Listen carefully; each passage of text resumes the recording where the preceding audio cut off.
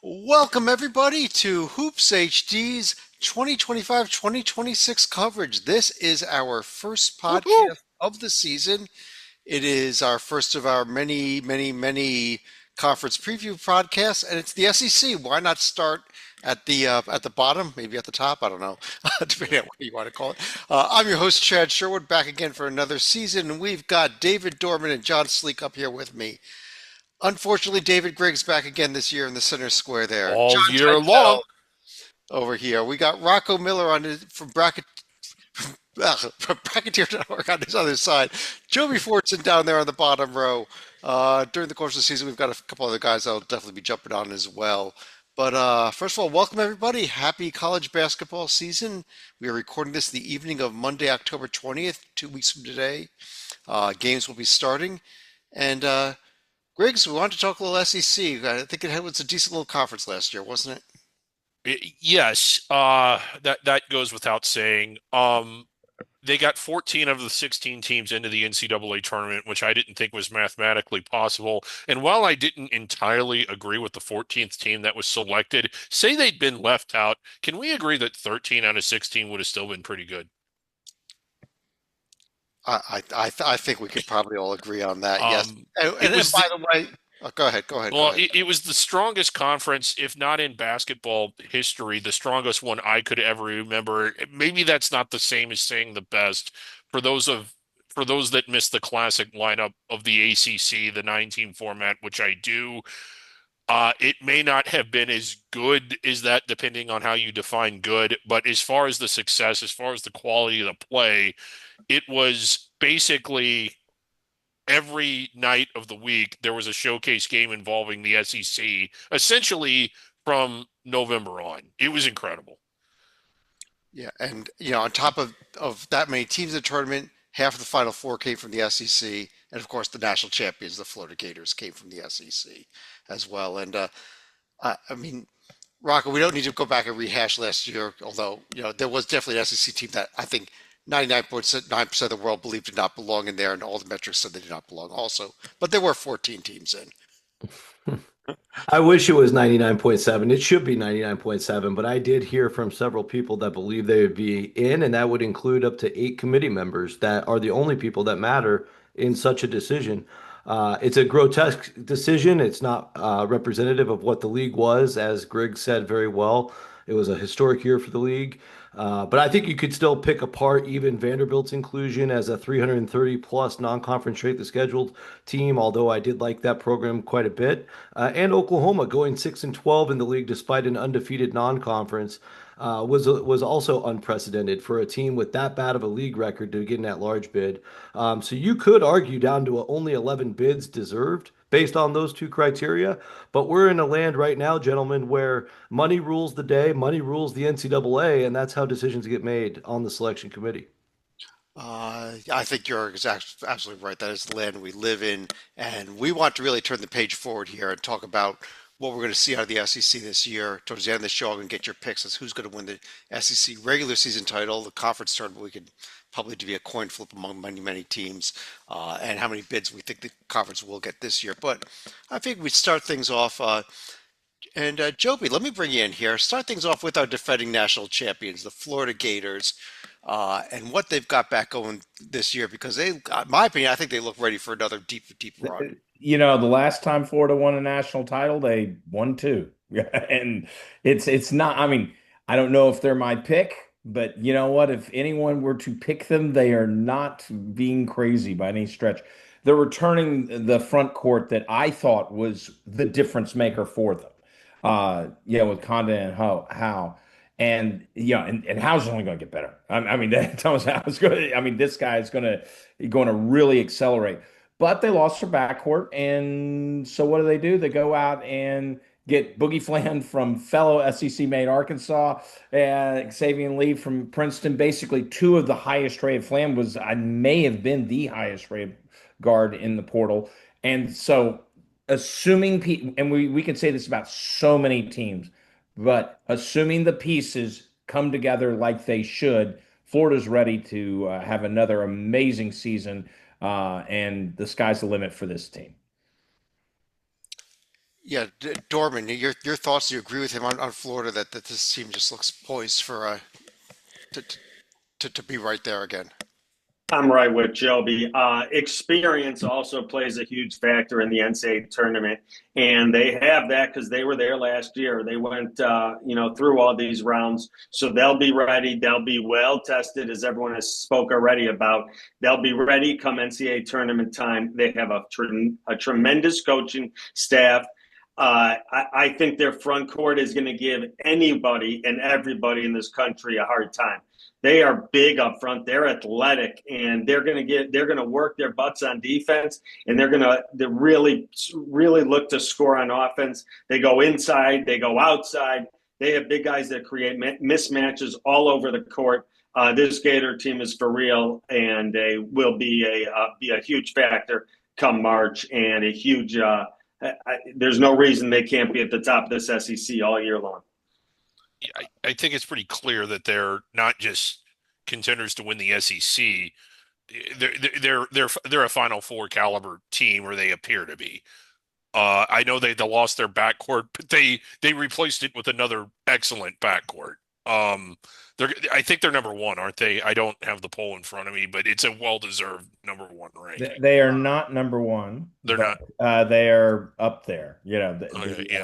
Boiler up. They're actually number three in the preseason AP poll that Okay. came out last week. Yeah, Which I've seen, but don't pay. I don't know. I don't obsess over it. Titel, let me turn to you on another team that is getting a lot of preseason love, probably deservedly so. They're the only other top 10 team out of the SEC in the preseason polls, and you can't talk SEC without talking the Kentucky Wildcats. But how about this Kentucky team this year? They're very young. They made a ton of threes last year. They set a record with 341. They bring in a McDonald's All-American and Malachi Moreno. They do return Otega Owe, who should be, I think, a front runner for Conference Player of the Year. They bring in Jalan Lowe as a transfer from Pitt. What's interesting with his connection, several of the former Kentucky stars of the past trained with Jalan's father, Marlon, in Texas. So they have that nice connection. Mark Pope seems to know what he's doing. So I think they should be a solid contender. Yeah, Rocco, are we talking the right team with Kentucky if we're talking that if somebody's gonna knock Florida off out of the SEC? Probably. I mean, this roster is crazy talented. There might be as many as 6 NBA players on the team. And that's a mix of, as John pointed out, they've got Moreno, who's a McDonald's All-American. They also have Jasper Johnson, who was a top 20 player in his own right, and Braden Hawthorne as part of that class, who's number 33. So you figure one or two of those can crack the rotation. Cam Williams was an absolute monster at Tulane. Quinton Nance from ASU tore his ACL last March, but he should be ready by at least December. He's just an absolute game changer in the paint, rebounding the ball. Diabute comes over from Alabama. Denzel Aberdeen got $2.2 million to come over from Florida, the national championship team. And so I just think like Mark Pope last year proved he runs wonderful stuff. He can win at this level. Got a 3 seed with a bunch of guys that are fringe, probably not even NBA level guys, maybe a couple two-way contract type players. Now he's got bona fide pros to build around Otega Owe. And I really think Mark Pope's systems with even better players that fit it, this is a very dangerous team. And Kentucky's actually my pick to win the national championship. Yeah, that's a really good point, Rocco, about how they sort of exceeded They exceeded my expectations last year. I thought that I just wasn't expecting them to be that good with the talent they had, especially considering how good the SEC was and how hard it would be to go on the road and win, but they did. And I always thought Mark Pope was a good coach. I didn't think he was Kentucky good, as far as at least appealing to their fans. This is a fan base that ran John Calipari out of town, and we all know how good he was. But he was, and then this year, like you said, they've got so much more talent. I don't know if they're my pick to win it all, but holy crap, is Kentucky good? Well, Slika, he mentioned John Calipari, and we can't do an SEC preview without discussing Calipari either. And how about his Razorbacks that are actually, uh, again, by preseason polls, maybe the third, being rated as the third best team in this conference? It was quite a bit of a turnover on the Razorback roster. You're still going to have players like DJ Wagner and Trevon Brazile who are going to be returning for Arkansas. If you're looking at a couple notable transfers, you're going to have Nick Pringle coming over from South Carolina. So he's going from the outhouse to somewhat near the penthouse. You also got Malik Ewan coming in from Florida State, and no shortage of top 100 freshmen for the Razorbacks and Darius Acuff and Malik Thomas. I think Acuff was ranked number 3, if I'm not mistaken, in the top 100. And as far as Arkansas' schedule goes, they play LSU, Auburn, and Missouri twice in the SEC since they have the 18 schedule and you can only play 3 teams twice. They're also going to be playing Duke out in Chicago, true road game at Michigan State, home game against Louisville, and then you also have neutral court road games against Texas Tech and Houston out in Newark. Yeah, it's a pretty decent schedule too there, Joby, for this Razorback team. Those are But 5 protected seeds, pretty much, or at least projected at this stage. Louisville being borderline, but definitely a tournament team right now. I think Uh, Louisville's good this And year. We'll talk about I that. think this team's it has got something special possibly going on.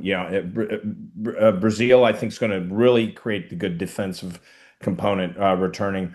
Cuff's going to be the leading scorer. John, you're exactly right. He's going to light it up. And if the guards, these young guards with Thomas and Cuff, if they can integrate into the team defensively, because this is what people always miss on Calipari, is he actually, his best talent is not just rolling the ball out there and letting the offense go. It's actually whenever he has strong defensive teams, that's when all of a sudden you've got to watch out for his teams. Now that he has some really light up the basket young freshmen, if they aren't a liability on the defensive end, this team, I think, really can. I don't know if they can challenge Florida. Yeah, and we've talked about Kentucky's talent, but they, I think, really are the third best team in the conference. Hopefully for Arkansas State, they're not going to be like where they were at the end of January and early February, where they had bombed an SEC play, had to get that train back on the tracks, managed to get to the Sweet 16, beating St. John's along the way, and Yeah. came within a whisker of beating Texas Tech to get to the Elite Eight. Well, That's right. Tech escaped yes, in very overtime. Yeah, that was crazy game. And you mentioned this, John, but I think Pringle could be a very unique and good addition. Like you said, he coming from South Carolina, yeah, the one team that definitely wasn't going to get a bid, but he was basically their team. And if I think he could be a really good complementary piece if he accepts that role. The other thing about Arkansas, and we've seen this from Calipari teams all throughout Kentucky, and I think it seemed like from year to year we would forget it. A lot of those Kentucky teams, even the really good ones, did not start off going 100 miles an hour. They were going maybe 40 or 50 miles an hour. They would either struggle or drop games in the out of conference portion of the season. And then when the winter break hit and the practice restrictions went away, you would really see Kentucky thunder down the stretch, and they would be really good in the latter part of the season. Now, they inexplicably had some head scratching tournament losses, but they were still seeming to follow that pattern. Arkansas last year, it took them a little longer than what we're normally used to seeing, but by the end of the year, they were there. They almost made the Elite Eight. And with more talent this year, are we? I guess that's a lot of words to say that don't forget about Arkansas if they drop some games early, because once conference play starts, I think I think they can be as good as anybody. I really do. And you lose those 5 games. They need to grab one of those. Yeah, I don't think they'll lose all Obviously. 5, but they'll lose. But Yeah, you go 1-4 and then play really well in the SEC, you're still going to get bit. yeah, you're still going to get a bid. And nobody's going to get nobody's going to look bad at you if you lose to Michigan State or Louisville, or some of these teams are going to be very. Well, now they got the Michigan State game there early, but they also got. If I pull their schedule up here on the screen here on the left, if you can see it, Southern, Central Arkansas, Sanford, Winthrop, Jackson State. They got a few games to get things together before they get into the big stretch in late November with the Duke and the Decent under the radar teams though. Southern's going to win the SWAC. I'm not saying they're going to lose them, but these are decent under the radar teams. Sanford's pretty good. Bucky's gone. Bucky's gone.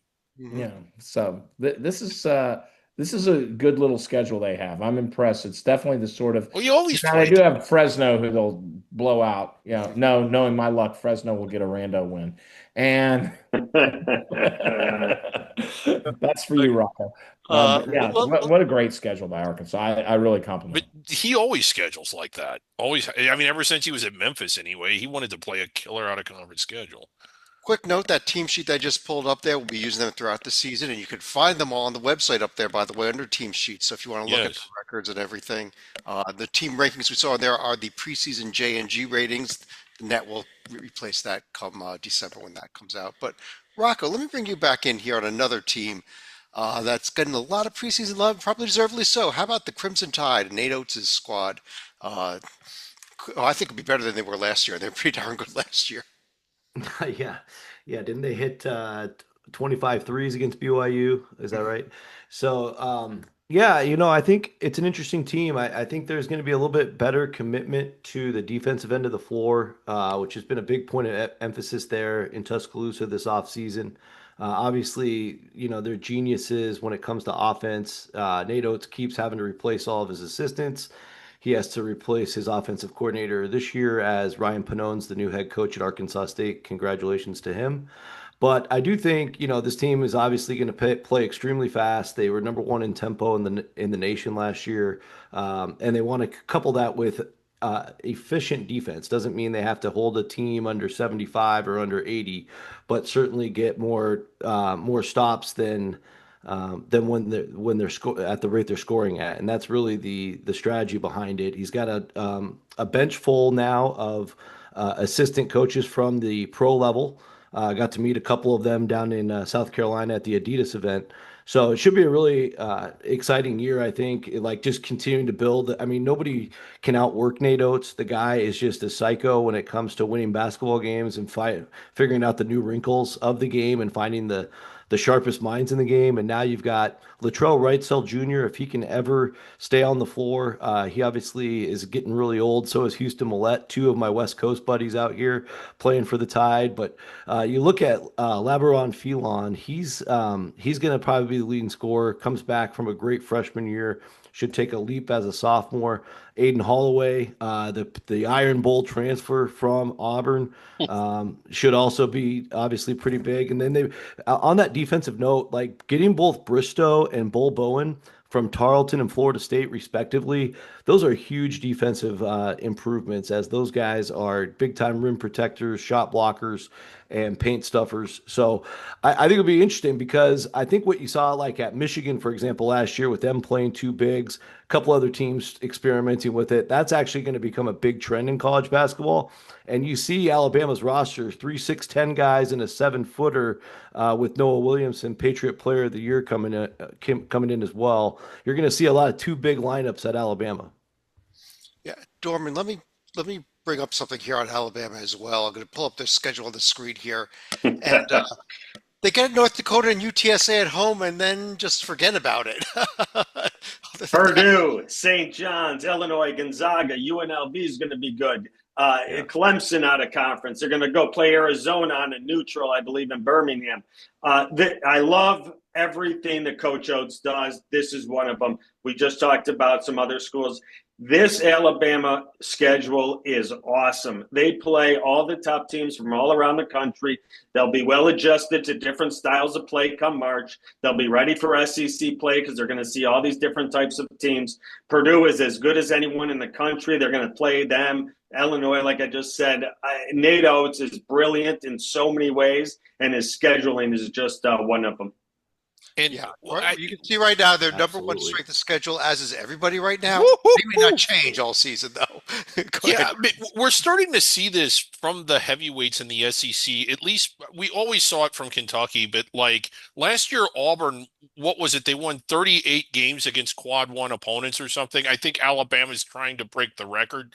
I just love this. Yeah. Like it's showcase after showcase, and I think that one of the things that they figured out, Alabama, and well, I just think collectively is if you go back on what's his name, Matt Sarsniak, the friend of ours that has all the TV games, and look at every night through November and December on Tuesday and Wednesday and Thursday, and circle the game that was the biggest game of the night. Every night it involved an SEC team. It seems they didn't schedule games on Saturdays to not compete with football. They played during the week, and they basically owned every night of the week, and it got them. I mean, it allowed those teams to build up those kinds of profiles. But look at that schedule, and they're not the only ones. Maybe not that hard, but they're not the only ones that are playing multiple showcase games on a conference. We talked about Arkansas just Yeah, just right a before second us. ago. I mean, Yes. good for this. And that's impressive for the conference as a whole because it helps the entire conference because this conference is good enough Yeah. to win a lot of those games. You combine that, then all of a sudden you figure out why Oklahoma at 6-12, as Rocco pointed out, makes a tournament. It's because not only were they undefeated, they had some really nice wins out of conference too. Tytel, we're going through all these great teams, and we still have a lot of really good teams this country. We haven't touched on. And how about Tennessee? I know you've got a few thoughts on Rick Barnes' squad here heading into this season. It's hard to say that they're flying under the radar. This is a team that's made the Elite Eight each of the past 2 years, and they did lose a lot of seniors to graduation, but one of the rare teams in the nation lost 0 players to the transfer portal. One of the biggest players coming in is their 6'10 McDonald's All-American Nate Ament, projected top 5 pick, if not top overall pick, depending how the season goes. He's the first high school player ever to sign a shoe deal with Reebok, and his favorite player growing up was Kevin Durant, who played at Texas for Tennessee coach Rick Barnes. He's also got Amari Abram is one of the transfers from Louisiana Tech, who played 33 games as a freshman at Ole Miss in 2023, so he's not new to the SEC. Last year, he was All-CUSA honorable mention, and his cousin Jacobin Brown played 3 years at Texas for, you guessed it, Tennessee coach Rick Barnes. And, of course, the big transfer, point guard Jacoby Gillespie from Maryland. He was born and raised in Tennessee, so this is a homecoming of great sorts. He was an all-Big Ten player at Maryland, and he scored 17 in the Sweet 16 loss to Florida. So another guy who has shown that he can play with the big boys in the SEC. So I love the Vols, and I will be talking about them later when we talk about our picks because I think they're going to go very far. Very far, Griggs. How about this Tennessee team and Rick Barnes kind of a reputation of not being able to pull it off in March also.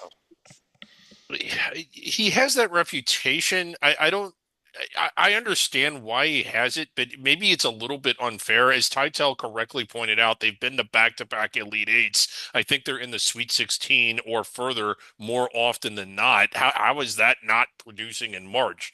I mean, it's almost like what they say about Gonzaga. Well, they've never won it all. Well, neither have a lot of teams. I think that they can win in March. I think that they can go far. And while I don't like them quite as much as Alabama, Kentucky, Arkansas, I like them quite a bit. Fair enough. Salika, I want to talk to you about one of the big offseason stories involving the other SEC team that was in the Final Four, and that was Auburn and Bruce Pearl saying goodbye, about 3 weeks ago now? About 3 weeks ago, and now his son Stephen Pearl is going to be taking over the program. Now, granted, they only have one returning player of note, but Tahad Pettiford is still going to be a pretty solid player, and I think he's going to be among the preseason All-SEC teams. If you're looking at who they're going to be bringing in, you got Keshawn Murphy coming over from Mississippi State, and Keyshawn Hall coming from Central Florida.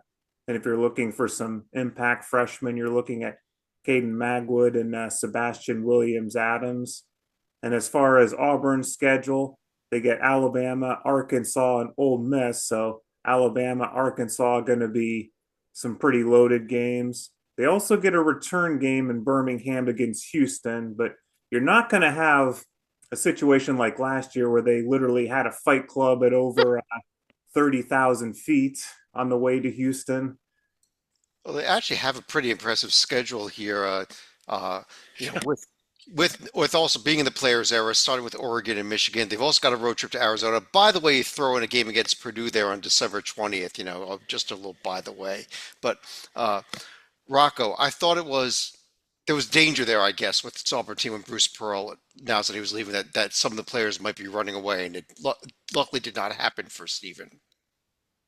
Well, I think that was part of the plan, right? Like delay as long as you possibly can to make the announcement so nobody can leave at that point. I think it worked. But yeah, but that creates an interesting dynamic as we go forward. College basketball season's a long marathon, 6 weeks of practice that we're in the middle of right now, leading into 5 months of basketball. In the toughest league in the country, I think Stevens' work's cut out for him as a head coach, and so how he utilizes his staff, how he leverages, up to five really young freshmen, and some other guys that are still kind of, seeing their way through. Pettiford's coming into his sophomore year. I think on the NBA draft deadline, maybe Titel can correct me if I'm wrong, but I think he waited till the final hour to announce he was going to stay in school. So there's just a lot of like potential 1 foot in, 1 foot out kind of kids. And if things go a little sideways with this brutal schedule, could be a really weird roller coaster year in Auburn. Now, you would have to assume, and you certainly don't want to project that on anybody. The jungle is probably the number one home court advantage in college basketball. So as long as they're somewhat playing at a high elite level, they'll continue to get that support. But I would say this is kind of a fragile situation the next 5 months, and it's a week to week job until we learn more. Auburn last year made the Final Four, and I know they didn't win it all. I'll have to ask the historians, Rocco, Chad, certainly Staliga. Has anybody ever had a more impressive regular season? And I know that we've seen teams go undefeated. Gonzaga did it, Kentucky did it throughout the regular season. I don't think we've ever seen a team win that many games against top 25 teams. I don't think it's ever happened. Well, probably not because like half the top 25 was in their Yeah, league, right? So that kind of made it right. nice. It did. And to be fair, it might be that no other team had as many opportunities as they did, but it was remarkable what they Like did in the last. Wichita State went undefeated in They did. 2014, and Yeah. I don't know how many ranked teams they played. Probably less than five. I think it was one. Yeah, played Alabama and Tennessee before they were good. Yeah. UNLV in 1991, they didn't have the Hmm. quantity that Auburn did, but they did win a 1-2 game at Arkansas that year. Yeah. They had was it one major scare in the NCAA tournament against Georgetown before they ultimately ended up losing to Duke in the Final Four. Hmm. That's still because of the lineup that they have with Johnson and Augment, et cetera. Yeah. That's still my pick because even the six man's getting strong NBA cred. So Yeah. that's Oh, just and that's insane. maybe I'm not even arguing that Auburn was the best team. I just don't remember a team playing a schedule that hard Yeah, and winning that many games. Right. I agree. especially for 4 months. They did lose Yeah. four. They did lose 4 games in March, Yeah. but before March they were unstoppable. Yeah. Titel, how about the Ole Miss Rebels heading into this season? I know you got some thoughts on them after you and I by email figured out what team MS is with all the M teams in this conference. But it is Ole Miss, I think, your thoughts on. Allow me to start by saying that if anybody doesn't know the abbreviation for Mississippi, it is indeed MS. So now Is Chad that is where aware Ole as Miss well. is? I never knew. Had 24 wins last year under Coach Chris Beard. They made the Sweet 16, lost by 3 to Michigan State, so they were right there. They did lose 9 of their top 11 scorers from last year, so a bit of a rebuild, but they do bring back Malik Dia, their big man, who, if you recall, he like stands outside at the three-point line and does like the set shot, but it works, so ain't broke, don't fix. They bring in, to Rocco's discontent, 6'10 McDonald's All-American Nico Bundalo, who decommitted from the Huskies and is now the highest ranked recruit in Ole Miss history. Plenty of transfers as well. Point guard Keza Gifa from High Point. If you want to feel old, his dad played on the French national team with Tony Parker. AJ Storr from Kansas, who is now in his fourth power conference in 4 years. St. John's, Wisconsin, and Kansas in the past. And point guard Corin Johnson from Louisville and James Scott from Louisville. Johnson was also a Huskies 2024 Pac-12 Sixth Man of the Year. Only played 2 games at Louisville last year due to a shoulder injury. And Scott was just an unbelievable shooter for the Cardinals last year, over 75% from the field. Well, Dorman, what do you think about this Ole Miss team? Are you with Tytel that you're liking them heading into the season, not liking them? I'm with Tytel. I think Chris Beard does a phenomenal job. I think he knows what he's doing when he's taking different pieces from different programs and different schools, and he knows the college basketball game. He might have done some things that weren't proper in the past in Texas and stuff, but he can coach and he knows how to get the best out of his kids. And he's going to work you on defense. He's going to play defense like as hard and as tough as any other coach in this conference.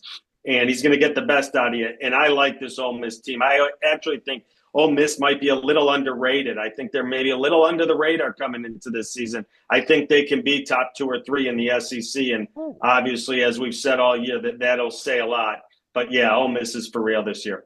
Yeah, they are reported to have beaten Houston in a secret scrimmage. I believe it was either yesterday or today. But that won't go on a team sheet. What will go on a team sheet, though, I pull up their schedule here at Dorman. This is where my bit of an issue is compared to the schedule we saw in the SEC. Not an overly challenging non-conference schedule, and with all the games they're probably going to lose in conference because of how tough the conference is. It may be a little tougher to get to get the marquee names on the resume. You got to do it in conference play only, kind of. I understand what you're saying. Iowa, you're going with the Big Ten team there. You're going out of conference with Miami. You're going out of conference with St. John's. Put Memphis on that list. I don't think it's total cupcake city here. I agree. Beard could have made this schedule a little tougher. Throw some of those bigger conference teams in there, but I don't hate the schedule. There's only so many power teams that you can get on there. All his conference foes are playing a ton of them. I'm not going to totally PP on this out of conference schedule. It's not terrible. And now, 3 of those 4 are projected tournament teams at this time. Okay. Of those, so I don't like you're just. I have 3 of them in the tournament. 3. NC State, Iowa, and St. John's. Mm-hmm. And then no Memphis. Memphis in my no, I have South Florida winning the American, but that's a different show. But South Florida's great. Anyway, different show. Let's move things along here. Stalika, how about the team that we talked a little bit at the top of the show as not deserving to be in the field last year, but was there anyhow, and now has a head coach that you're pretty familiar with too in the Texas Longhorns. Yeah, this is a coach that the Puppet for some reason thought was coaching the Longhorns last year. Oh, shut up. Shut up.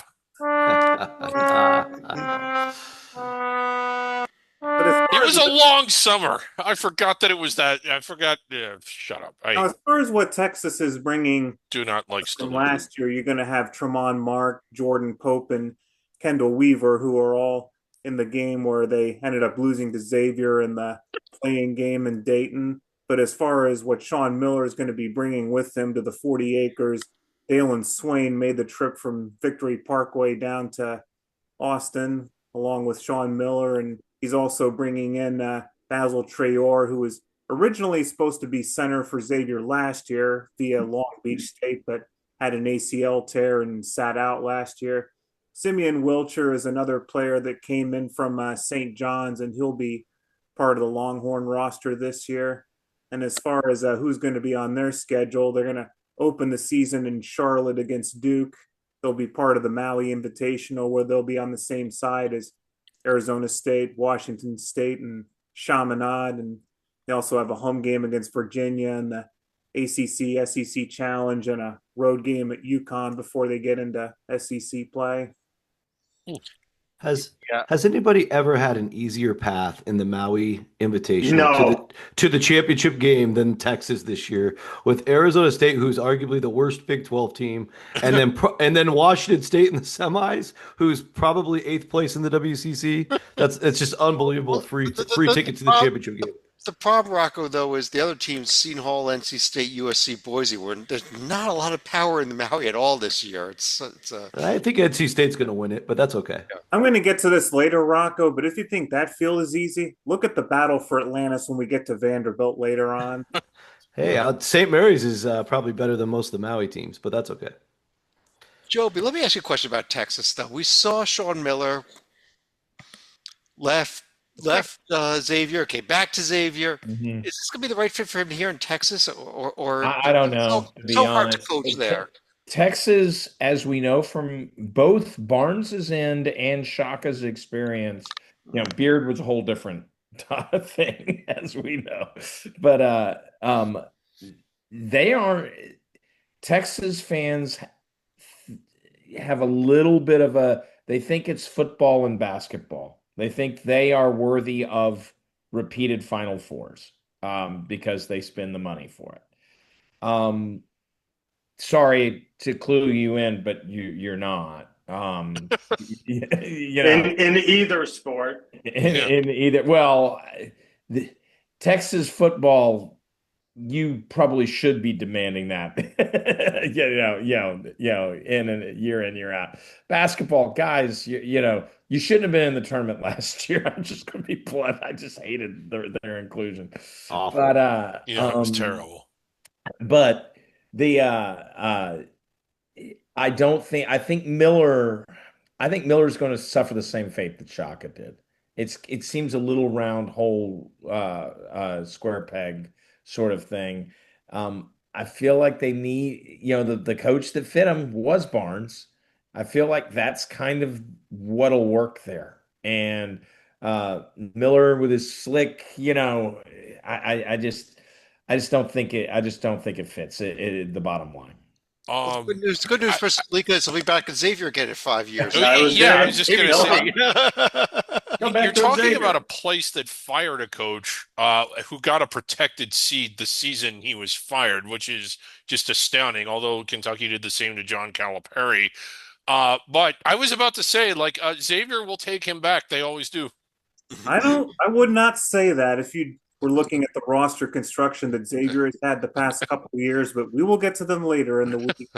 Yeah, they're a different show. But Griggs, let me stick with you. A team that I'm not certain if they're going to be good there or not this year. Maybe they'll be the same as last year. What about Porter Moser's Oklahoma team?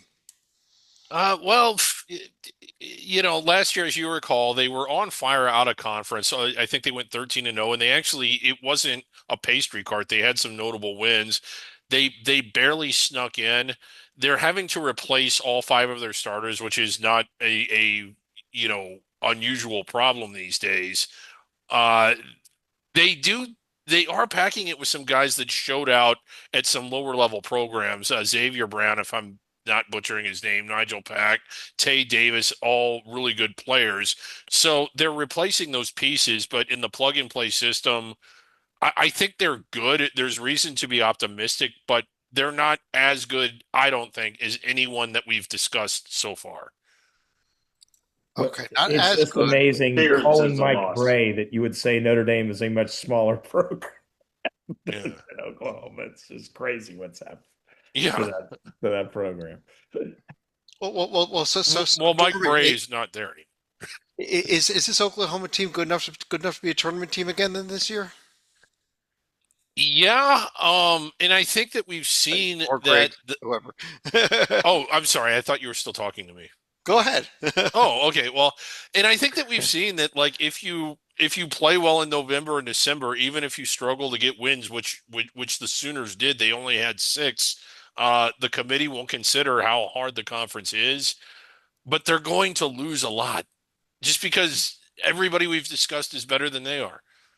Well, here's that schedule. You got Gonzaga road, you got Marquette neutral, and that's it. If you're going to pick up if the wins you're going to pick up this year are just the non-conference questions, Dorman again. If You just do that against if you only lose two non-conference games, but they're the Zags and Marquette, and then you go 4, 5, 6 games below 500 in conference again. I I think it's a rough road here, Cohen, for Coach Moser here. I don't see a lot besides the Gonzaga game, maybe Nebraska, Marquette. Arizona State is not tough this year. I don't think it's a loaded schedule, but I really think the problem is the loss of Jeremiah Fears. I couldn't believe how important he was as a freshman with the size he brought. I just thought he would be out muscled, out, just too much physicality in college basketball, but he wasn't. He was awesome last year, and he was everything to this team. He distributes the ball, he scored the ball, he played D on there to stop the offense, to stop the opponent's offense and getting in their sets. I really loved Fears. That's a huge loss. I don't see this team going to the tournament this year. Okay. Well, Joby, let me ask you about another team here. How about Mississippi State? I'm actually surprisingly, I read the previews of where Mississippi State is and all that. I actually think Mississippi State's a tournament team. It's going to rely on Josh Hubbard, who I think could, even from the point guard spot, has the potential to lead the SEC in scoring. I'm going on that because he does have some other options with him, with Jaden Epps and Thomas from Montana State as reasonable elements. But the big reason, the thing I like about teams that have balance, and so getting Quincy Ballard from Wichita State's a great hit for them. Chris Jans does a great, always seems to put together a solid team. They've been, I think, in the SEC, they've been 8-10 for 3 straight seasons. I could see them do that yet again and then get in in the same area they always do, the 8-9 game, et cetera. But I think I really do believe Hubbard could will them to a number of victories, a surprise victory here and there that could really make a difference and take Mississippi State into the tournament yet again. Well, Tytel, when we're talking Mississippi State, the number that I was just double checking here is 295. That's where they ranked nationally in 3-point shooting last year. And don't you have to be able to shoot the three, especially in the SEC? And I'm not certain where they get that 3-point shooting this year. I mean, Hubbard might make 5 a game. He's that good. But yes, I don't believe in Jaden Epps, having watched him for the past couple of years in DC. He's a good scorer, but a lot of turnovers and a lot of questionable decision making. So I don't believe in him as a leader of a tournament team. They do have some nice seniors in Jabari McGee and Quincy Ballard, but I just don't think that they can compete because not less so because of that, more so because of everybody else they got to face. We've seen Chris Jans throughout his career. Yeah, I mean, we're in a transfer heavy era now where everybody is, but his teams were seemingly always transfer heavy, whether it was New Mexico State or wherever, and they were always better than what you thought they were going to be. So, is could he sort of plug and play all these guys in and get them into a system that works? I'm kind of with Joby. I could see them 7-11, 8-10, and maybe sneaking in. Rocco, how about the Missouri Tigers? Should be a fun team to watch this year at least. Absolutely. Yeah. I think, well, Mark Mitchell's back in the middle and he's a force, of course, former Duke player a couple of years back. And Anthony Robinson the second's in a position to really take that lead role.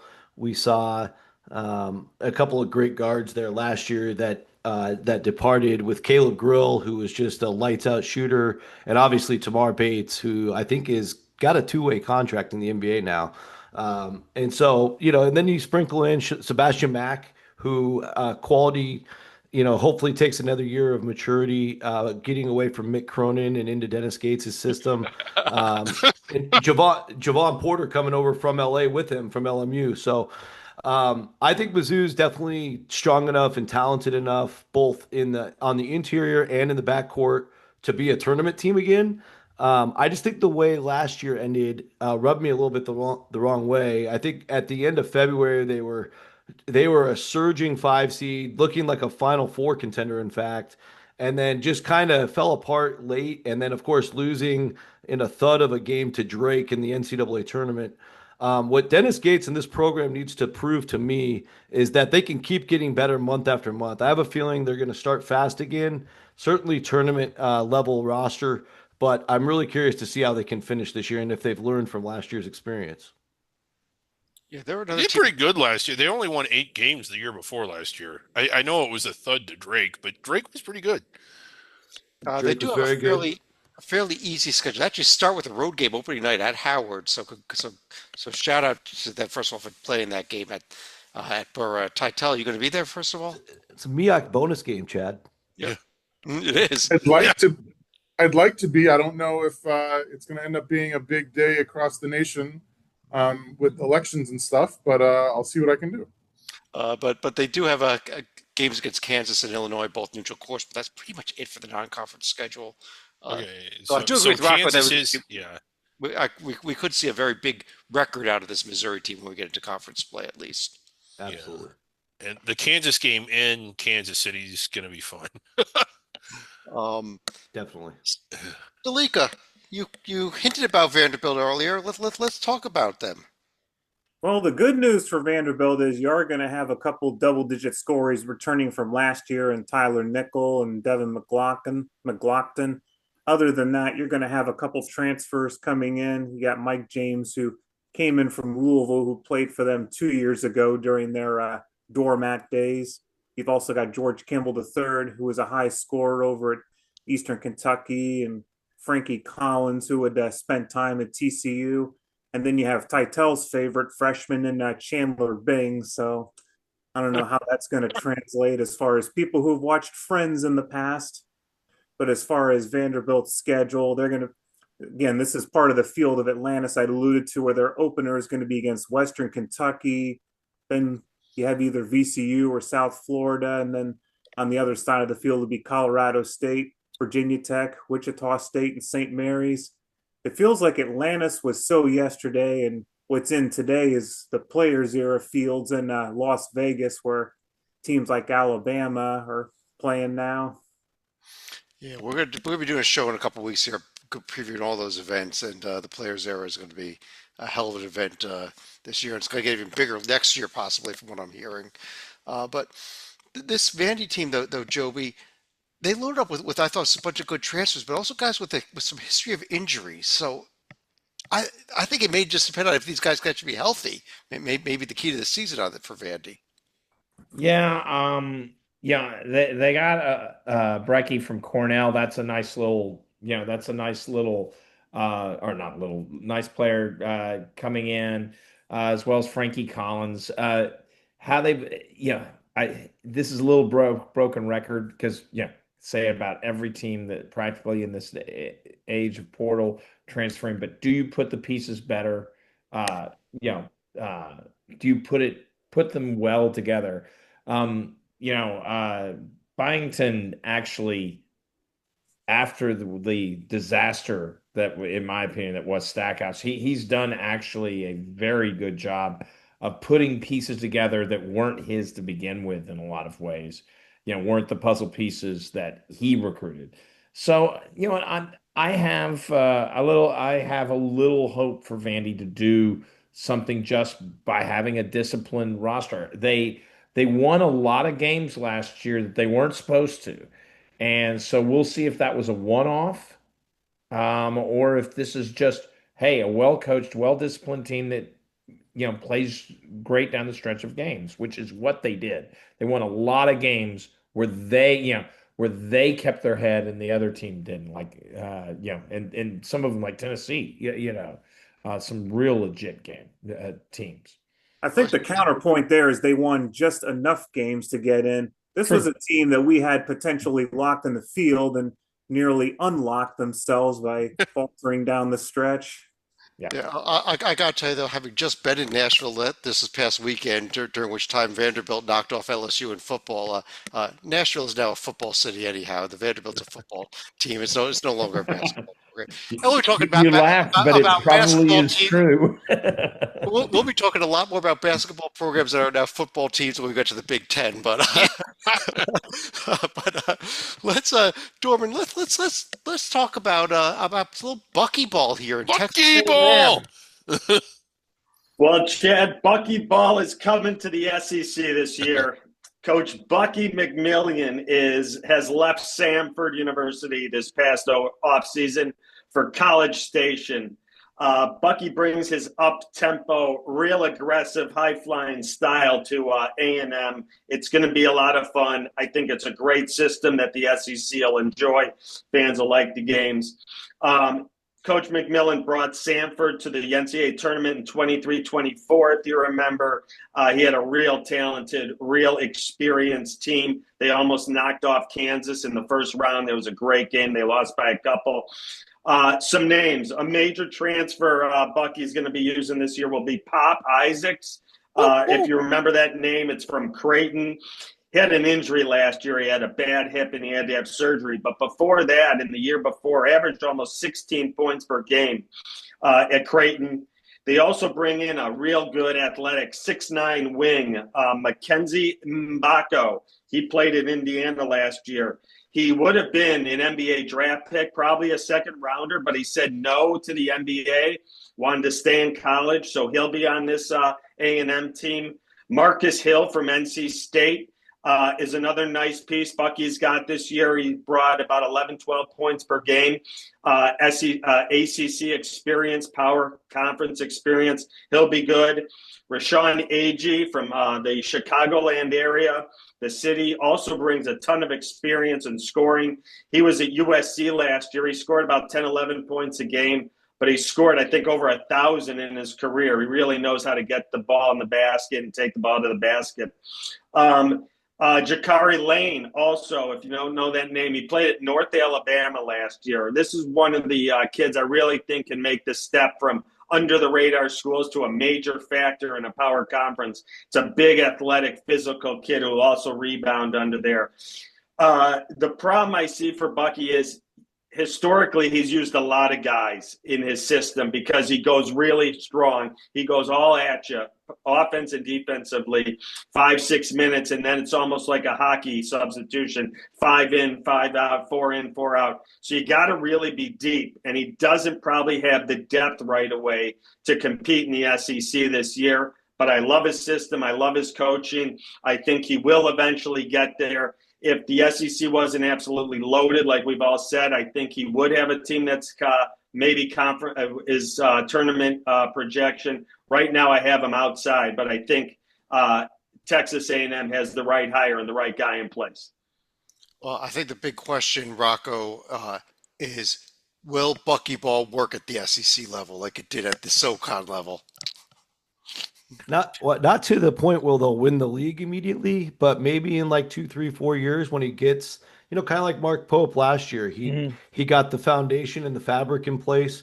Obviously, at Kentucky, he was still able to get a 3 seed. That's probably too aspirational for A&M this year. But I think with Mackenzie Mbako from Indiana is a 5-star kid. He could become an absolute all SEC star in this system with the numbers he could put up. Obviously, Dorman did a great job describing Isaacs and Lane.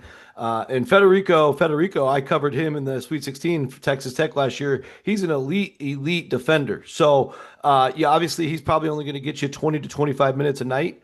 But being able to rotate a guy like a Jamie Vincent off the bench from Texas, they've got a lot of talent on this roster. And I think they're actually pretty deep.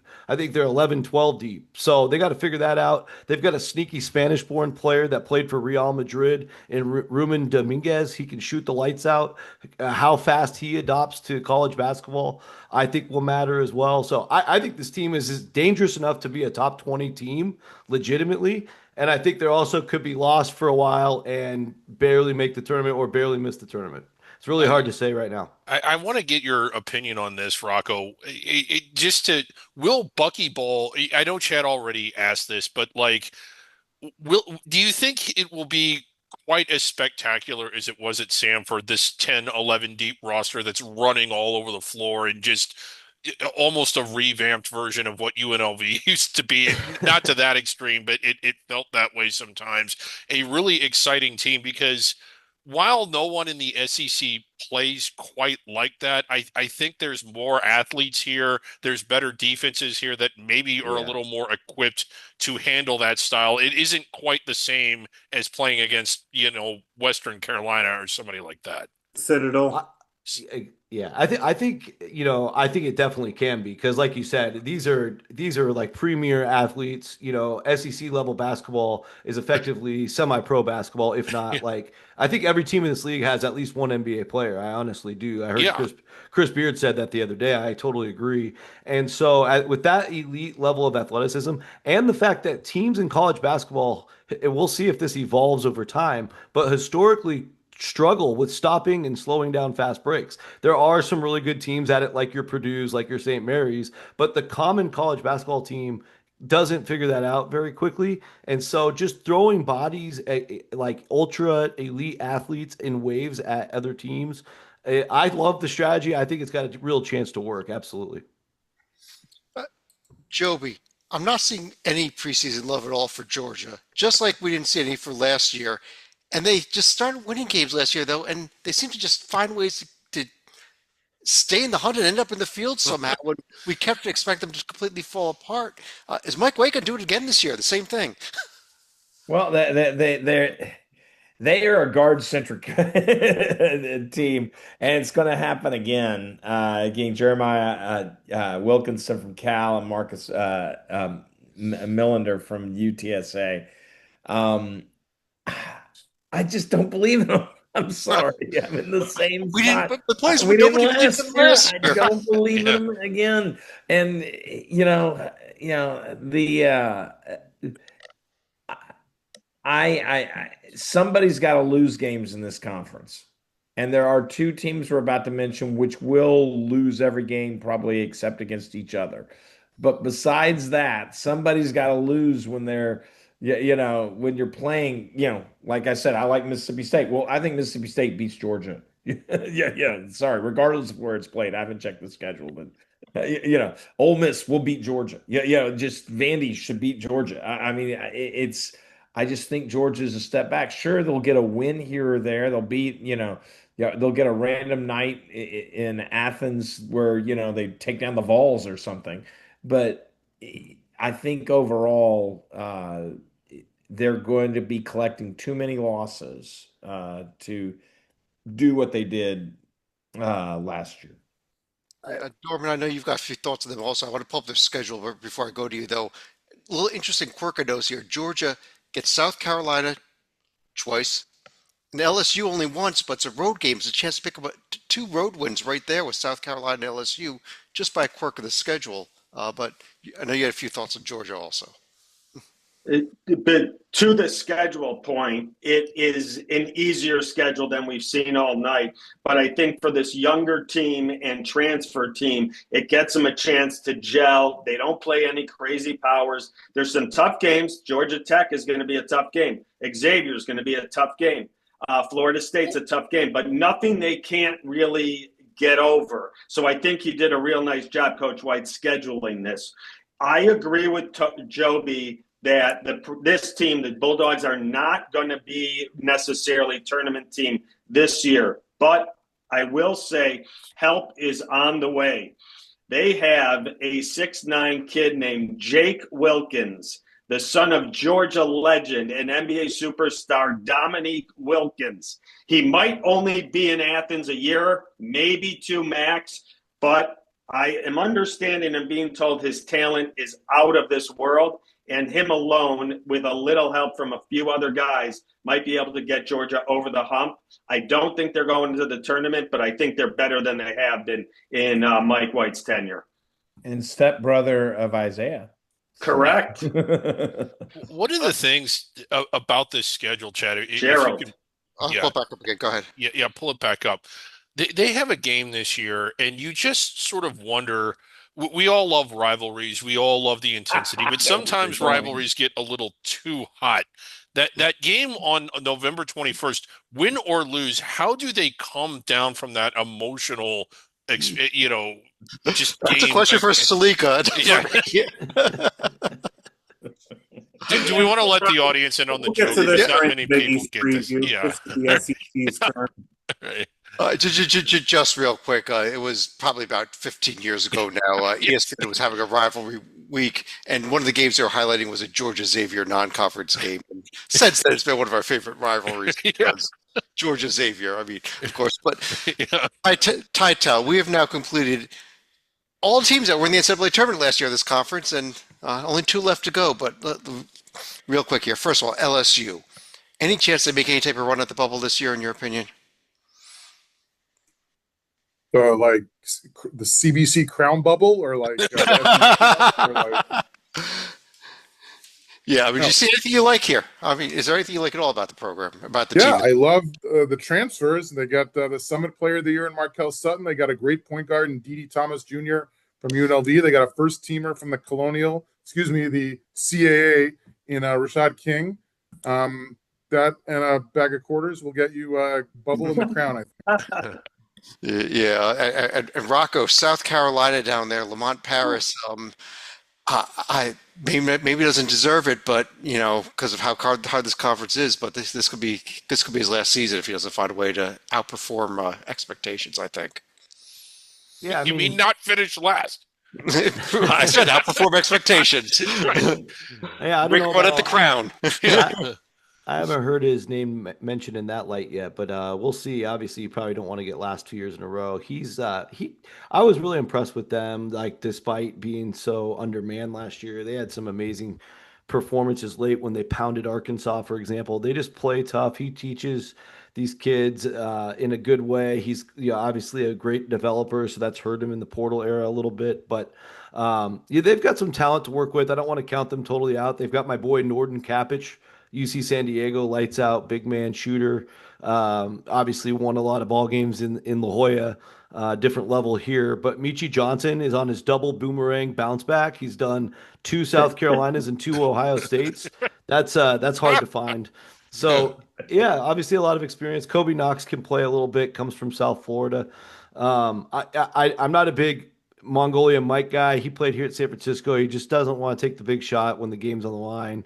Doesn't play a lot of defense, so I don't love that addition.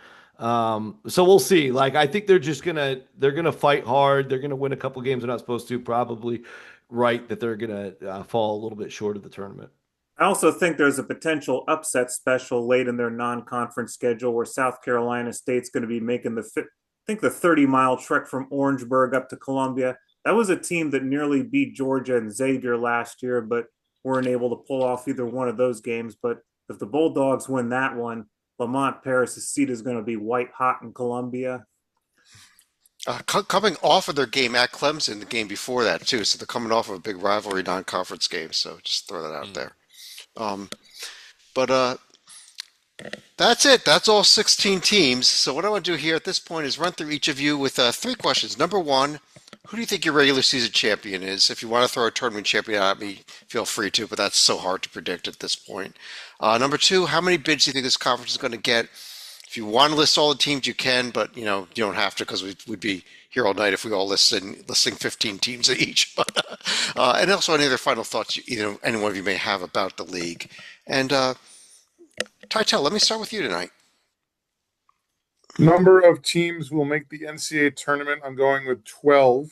I could easily see it being much higher because this league is loaded, but I'll go with 12. I think it's quicker to say who's not going to make it. I think LSU and South Carolina, as we mentioned, are on the outside looking in.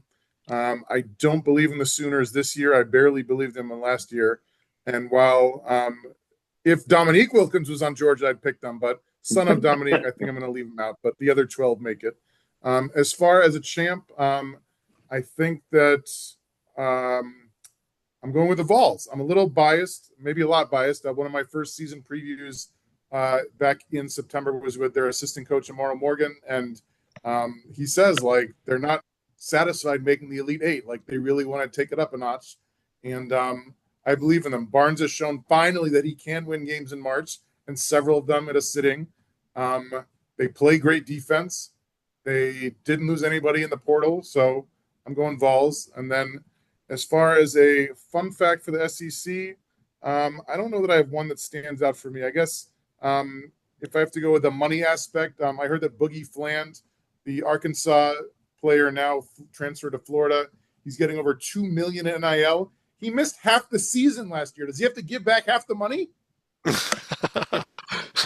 Absolutely not. Dorman. I'm going. I'm going to go with 12 teams to make the tournament from this SEC. I'm going to stick with Titel. I'm going to Rocky Top. I like this Knoxville team. Tennessee, the Vols get the regular season champion. Wow. I like the fact they didn't lose anyone in the portal. I love their freshman additions. They got some real athletic studs coming in as freshmen. They'll get some playing time here and there with experienced players. And I, too, like Barnes, I like how he works them on defense. I think this team is ready to make an SEC run this year. All right. Rocco.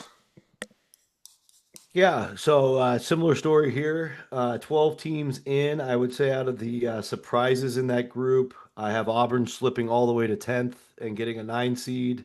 I have I have Oklahoma a little higher than you guys. I have them getting 8th. I do like some of the pieces they brought in without getting into too much depth. I also think Ole Miss in the top 6. One of the points didn't get made on Ole Miss was Ilias Camardini, I believe I'm saying that correctly. My French buddy who was just at SEC Media Day last week. The guy is MVP of U20 Eurobasket. He's 22 now. If he can adapt to the college game, which again you always don't know until the bullets are live, and the majority of the imports historically have needed a year, but we're talking now like bona fide MVP of leagues coming over that are 22 years old. He's a real wild card that could turn Ole Miss from maybe a bubble-ish team to a protected seed. On top of all the depth that you guys did a great job talking about with the Rebels, I think he's fascinating. You also have to look at Declan Deroux Jr. from Texas, also comes from Spain, FIBA U19 stud. He's a little bit younger, so I'm not sure exactly on his role. The only other surprise I would say is, or maybe it's not a surprise, I do think Texas is projected out, but believe me, if we get to Selection Sunday and they're in those first 2 in or out, I'm just going to put them in because I swear to God that was a brand exercise last year, and I'm learning my lesson. Stalika. I think this could be a year where 11 teams probably end up making the field. It seemed like the SEC had the perfect storm, but if I'm looking for a team that could take advantage of how the SEC schedule this year, I think Arkansas is a team that could possibly end up the regular season because they get LSU, Auburn, and Missouri twice, and I could easily see them winning 5, if not all 6 of those games. But I think the other teams that are going to potentially be on the wrong side of the cut line are going to be Georgia, Oklahoma, and Missouri. I'm not sure I completely trust the Tigers, but on a final thought, I do want to relate to one thing that Titel had mentioned. While Dominique Wilkins left Georgia, I think it was 1981 or 1982. It was the following year in 1983 where they not only made their first NCAA tournament appearance, they went to the Final Four, but ended up losing to the eventual national champion in NC State. Joby. I think I'm singing off a similar song sheet, but maybe different reasoning on the 12. And Rocco, I hear you on Texas, 100%. I was thinking because I actually think you might have a 13 situation. Again, not 14, but 13. And the difference, though, is last year we get focused on the overall number, and that rightfully so. It was amazing. But we didn't talk a lot. What was also amazing was the amount of protected seats they had. I mean, it was just insane. I don't think you have that this year. I think it looks more, for lack of a better word, normal. They'll have protected seats, 3 or 4, but it's not going to be 6, 7, type levels. That means those wins that Texas gets, those wins Oklahoma gets, et cetera, aren't necessarily, and then the domino effect from that doesn't happen, which actually will hurt. It's all relative. The RPI a little bit, the net a little bit. And so I don't think you'll have as attractive resumes for those teams that lose games that are 6-12 in the conference. So that could lead to more than even just 12 peeling off if, for instance, an Auburn blows up, for as we've discussed. So, but right now the level is 12. I'm saying Texas is out. They burn me, Rocco, but I'm going to say they stay out this time. Georgia, LSU, and South Carolina, everybody else in. I am shocked that we've gone through 5 people, and I'm the first guy who says the defending national champions as regular season title. Like, they're good. Like, they're really good. And yes, Tennessee's solid. I love Arkansas and there, but come on, man. I mean, that front court, I mean, it's just going to be so awesome. And they filled the spaces, pieces in the backcourt to continue to be SEC champs. I've got Kentucky and Florida sharing the title for the record, so hopefully that counts. I like that pick actually because Joby, I like this Florida team a lot. I think this Florida team could actually pull off back-to-back national championships. That said, I am personally going to go with Kentucky to edge them out or maybe tie them at the end of the day for the SEC regular season title. I just think Florida is going to be the better team come March in terms of making a deeper run. I'm going to go 13 teams out of the SEC this year. I'm going to be the one person that takes that extra team. I think LSU and South Carolina are both definitely out. Honestly, I'm between Vanderbilt or Georgia as the last team out. If Vanderbilt stays healthy, I think they're in. If they have injury problems, I think Georgia could actually steal wins over teams like Vanderbilt, South Carolina, LSU enough to pad the record out to sneak in as that last SEC team. But I'm going 13. But Griggs, I'm going to turn to you to be the last person to comment on this. I think the lead is in massive decline. I'm only going with 11 teams. I just think that the SEC is fading out and that basketball just doesn't really matter here anymore. But I do think they could get 5 protected seeds. I really like Arkansas. Florida is the sensible pick. I thought that Florida is who most people would pick. Kentucky is super talented and really good too. It wouldn't shock me at all if one of those 2 teams won it, but I just think Arkansas is going to be a better version of what they were a year ago in the latter part of the season. In the latter part of the season, I think that they were a top 10-ish kind of team. They almost made the Elite Eight. So I really like the Razorbacks this year. And just a final thought on the conference, all kidding aside, it's really amazing what it has become. I think the leadership and the collective direction of the conference, it was always really good, but it was never historically good. And not only is it good, it's amazing how popular the sport of basketball is with these fan bases for a conference that was more known for being passionate about football. All the arenas were sold out. Last year, Auburn and Alabama games were going on the secondary market for thousands of dollars. That was the cheapest ticket you could find. Auburn students camp out for basketball. They don't for football. I mean, I'm not going to say that it's bigger than football. I don't want to get carried away, but I think at a lot of schools, even football schools, basketball has become as big. It is hugely popular within this conference now, and not just at Kentucky. Great point. Absolutely true. Great point. And on that note, I do want to thank everybody joining us for our SEC preview here. We will be back later on this week. I think Big Ten will be up next, Big East later this week. Keep going through next week as well. But at this point in time, on behalf of David Dorman, John Sleeka, David Griggs, John Teitel, Rocco Miller, check him out at bracketeer.org, Joby Forza down there in the bottom row. I'm Chad Sherwood. Thanks for joining us, and we'll be talking to you again real soon.